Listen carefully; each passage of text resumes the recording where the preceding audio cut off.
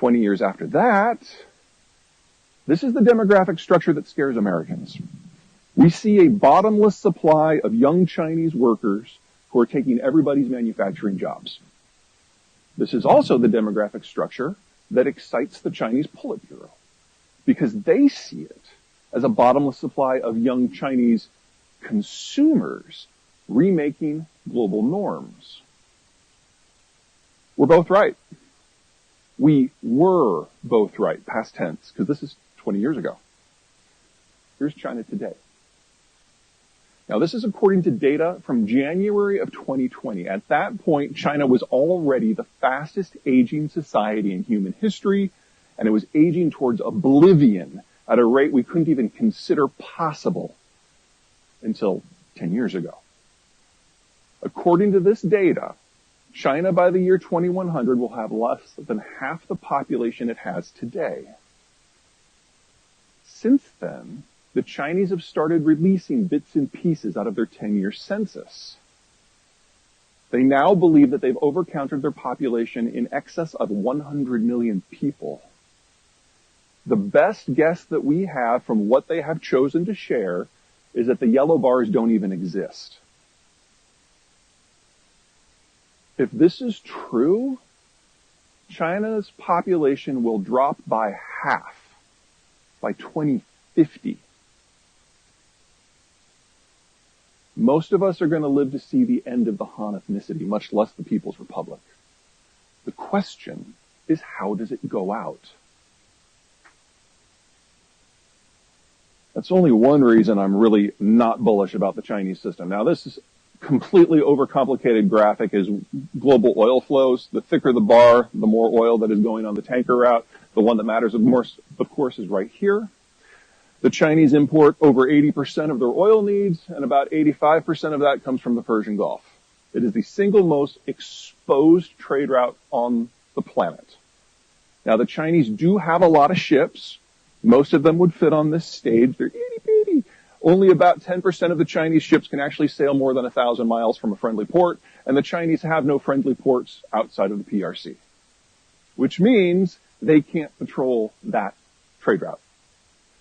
In the case of a war, a real war, the countries that have the capacity to destroy China as a modern industrialized country include, but are not limited to, India, Singapore, Thailand, Malaysia, Indonesia, Australia, Taiwan, the United States, and Japan.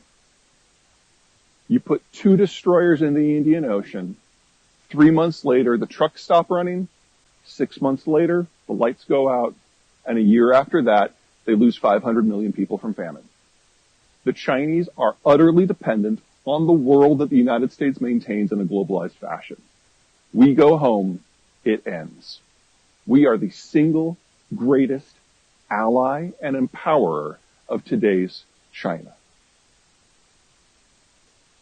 And we've lost interest in globalization. There's a reason that the Chinese are sounding really desperate and really belligerent and really bitter. They know it's almost over. I'll give you an idea of just how vulnerable. The Aussies, great friends, great allies, right?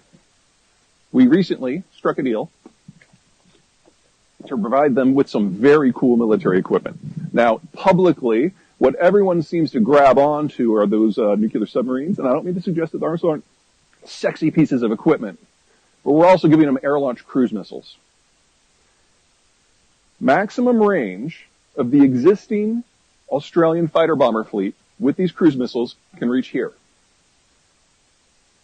If they just launch them from their own terrestrial airspace, it reaches here. There's the Strait of Malacca. The Australians, country of 30 million people, can now bring China to its knees. That's how vulnerable they are. So, China has gotten interesting from my point of view. Chairman Xi has consolidated power unto his person to a degree that not even Mao attempted. It is a full cult of personality. He has executed or exiled or intimidated into silence everyone in the country who is capable of an independent opinion. And he has shot the messenger, sometimes literally, so many times that no one wants to bring him bad news. He kind of combines the worst characteristics of Barack Obama and Donald Trump. Barack Obama refused to let anyone to the White House who disagreed with him. He didn't want to hear news that he didn't want to hear. And Donald Trump, if you can get in a meeting with him, he will talk about anything except the topic at hand. You guys remember when the power outages started in China last May? At one point, over a third of the country was experiencing rolling blackouts. They still haven't stopped. Best guess is that Chairman Xi was not aware of it until September. We didn't get a policy adjustment until November. No one wants to tell him bad news. This is not how a functional country works. We also know from countries like Chile and the UAE who have used the Chinese vaccine is that it's crap. It doesn't work against Alpha, much less Delta, much less Omicron. So China can never move away from a zero tolerance strategy because the healthcare impact upon the population would be crushing. Until such time that they say, oh yeah, we're going to bring in 3 billion doses from the United States, and do you think that's going to happen this year or next year or ever? They're stuck. And so we're seeing increasingly frequent lockdowns because Omicron is simply too contagious for a zero tolerance system to work. China is inadvertently breaking itself away from global manufacturing. And with a population that is physically incapable of mass consumption, exports are the only game in town. So if the Chinese system can't guarantee demographic survival or financial stability or an export market or even basic health, what's left? Food. For those of you who watch agriculture, which is probably nobody, this is a nice little shot from 2019. The Chinese are experiencing an outbreak of what is called African swine fever. It's kind of the pig equivalent of Ebola. It's really nasty. They culled over 2/3 of their herd. Pork plays a role in Chinese culture equivalent to hamburgers and steak and chicken and bacon and fish in this country. It is the protein everyone goes for. The Chinese swine herd is bigger than the rest of the world's combined, and they culled more pigs in China in the last 3 years than exist on every commercial farm in the rest of the world combined.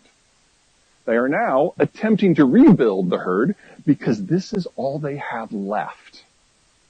And if you are going to raise 100 million pigs, you've got to feed them a lot quickly. So the Chinese are buying up every scrap of food they can find anywhere on the planet, even if it isn't normally designed for pigs. So they're buying broken rice out of India, they're buying high-grade baguette wheat out of France, everything. You're like, oh great, now he's talking about agronomics. The only other thing that the Chinese care about besides the pigs is rice. They know that they're a food unstable country, and they are terrified that the bottom's falling out of that too. So they have recently criminalized the export of phosphate-based fertilizers. Hold on to that, phosphate-based fertilizers. We'll come back to that. Energy investment. 2015 was the heyday. This is all oil and all natural gas investment globally. It's less than half of what it used to be. Back in 2015, a narrative took place in London and Tokyo and Wall Street that fossil fuels are done. Why would you invest in an industry that is dying? The future is EVs and solar and wind. Now, there's a discussion to be had about green tech and its viability.